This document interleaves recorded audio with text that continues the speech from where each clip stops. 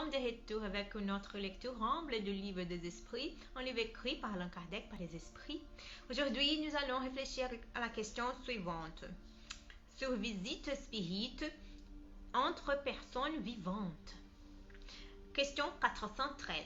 Du principe de l'émancipation de l'homme pendant le sommeil, il semble résulter que nous avons une double existence simultanée, celle du corps qui nous donne la vie des relations extérieures et celle de l'âme qui nous donne la vie des relations occultes.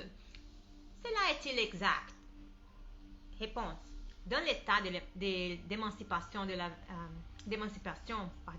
la vie du corps cède à la vie de l'homme. Mais ce ne sont pas, à proprement parler, deux existences. Ce sont plutôt deux phases de la même existence, car l'homme ne vit pas doublement. Question 414. Deux personnes qui s'y connaissent peuvent-elles se visiter pendant le sommeil?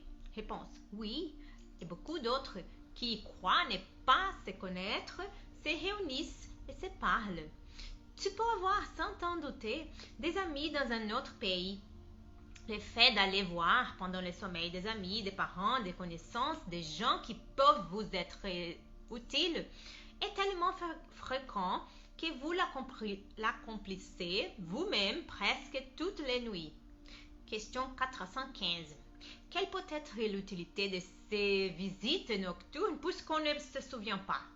Réponse. Il en reste ordinairement une intuition au réveil et c'est souvent l'origine de certaines idées qui viennent spontanément sans qu'on se les explique et qui ne sont autres que celles que l'on a puisées dans ces entretiens.